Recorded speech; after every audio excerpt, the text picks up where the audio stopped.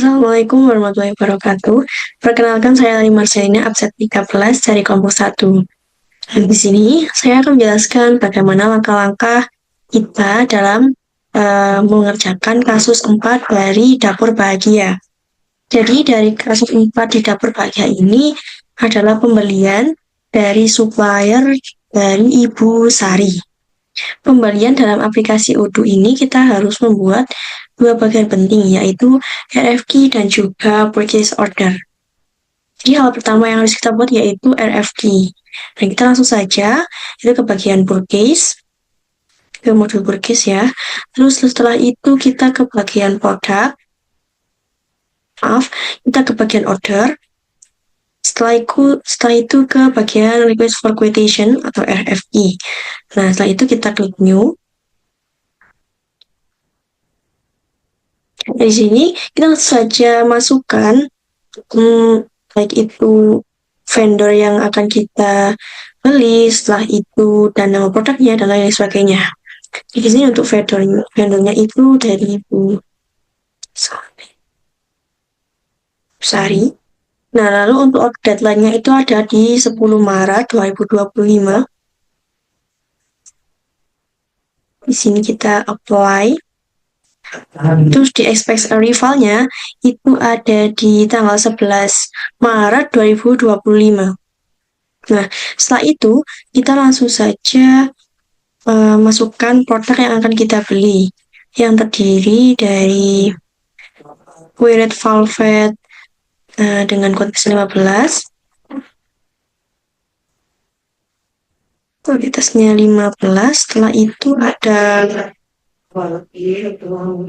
setelah itu untuk ada kue green tea.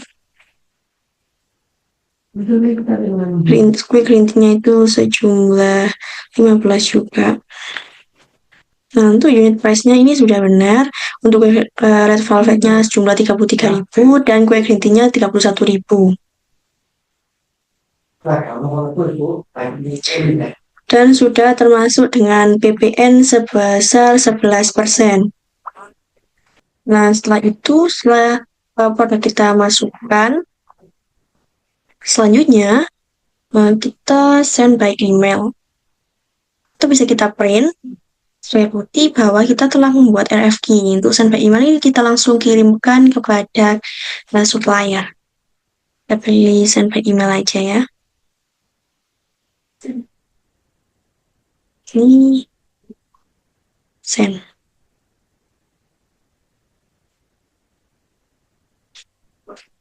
Nah, setelah itu pembuatan RFQ sudah selesai.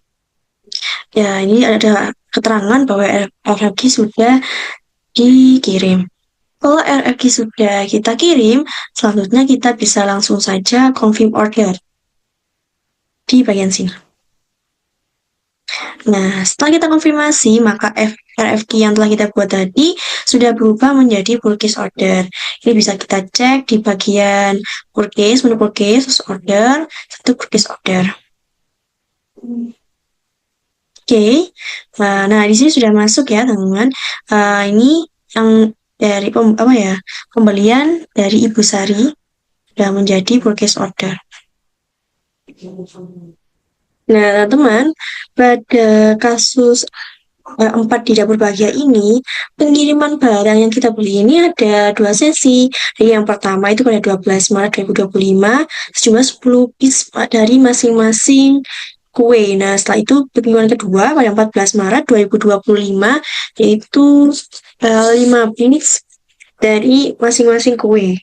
Nah, terus bagaimana sih caranya kita bisa mengirim 2 kali pengiriman ini?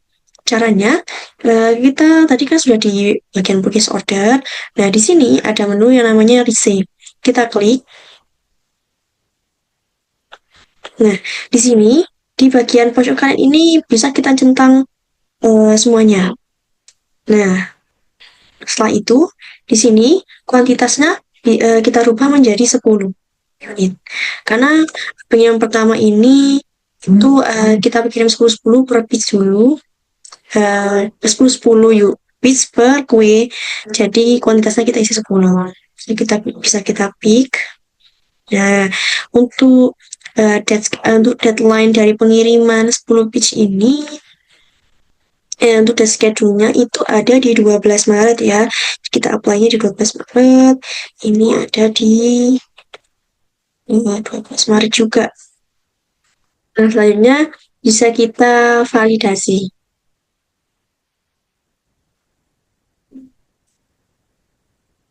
Nah, di sini ada dua pilihan nih, ada create back order atau no back order. Untuk create back order, if you expect to process the remaining project later. Artinya kita kirimkan beberapa, setelah itu kita kirimkan selanjutnya di tanggal next gitu. Atau do not create a back order if you will not process the remaining product. Artinya kalau kita ingin apa ya, kirim produk sebagian, terus kita tidak mau melanjutkan untuk pengiriman selanjutnya. Mungkin karena ternyata stok kita udah penuh atau bagaimana ya. Nah, di sini karena kita ingin mengirimkannya semua, jadi kita pilih create back order. Oke, sudah. Nah, di sini bisa kita lihat bahwa resipnya itu udah menjadi 2. Nah, ini ada tulisan ready dan done. Yang done ini yang sudah dikirim. Nah, untuk yang ready ini yang belum kita kirim. Nah, untuk yang belum kita kirim ini kita bisa pencet. Nah, di sini ya, di menu ada 5. Benar kan? Jadi kuantitas yang belum kita kirim itu ada 5 dari masing-masing produk. Di sini kita bisa langsung pick. Nah, kalau sudah untuk schedule-nya itu yang di sini di tanggal 14 Maret. Ini di tanggal 14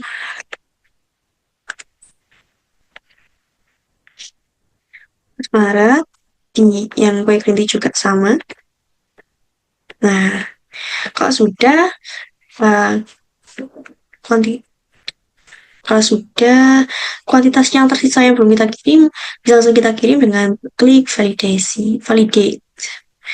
Nah, kita validasi. Nah, kita kembali.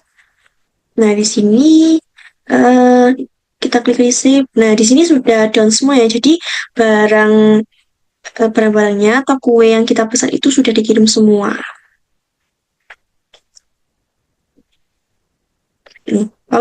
Kalau barang semua sudah dikirim, selanjutnya kita bisa langsung saja membuat pembayaran.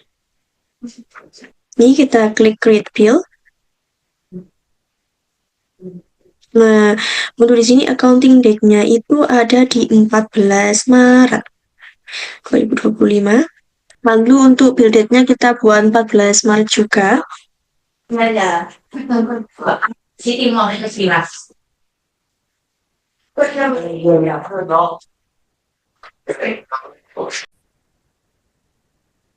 Nah, untuk due date-nya itu ada di tanggal 20 Maret 2025. Nah, ini sudah kita rubah. Sebenarnya untuk payment terms-nya itu ada di 7 hari setelah pembuatan invoice. Untuk payment terms-nya itu 7 hari setelah pembuatan invoice. Untuk tanggal pembayarannya, ini untuk accounting date-nya itu ada di 14 Maret. Nah, untuk tanggal pembayarannya itu ada di tanggal 20 Maret 2025. Nah, sudah. Selanjutnya kalau sudah bisa langsung kita confirm pembayarannya. Confirm. Nah, maka otomatis statusnya akan menjadi post. Nah,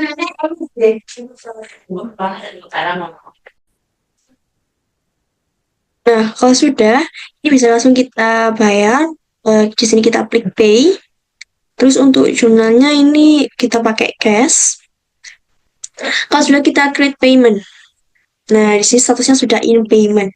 Selanjutnya kita bisa klik di sini yaitu di bagian payment. Kalau sudah benar, ini bisa kita langsung validasi dengan klik validate. Ya, jadi pembayaran sudah kita lakukan. Jadi kita sudah selesai ya untuk proses pembelian dari kasus 4. Nah, sekian dari saya. Kurang lebihnya mohon maaf yang sebesar-besarnya. Wassalamualaikum warahmatullahi wabarakatuh.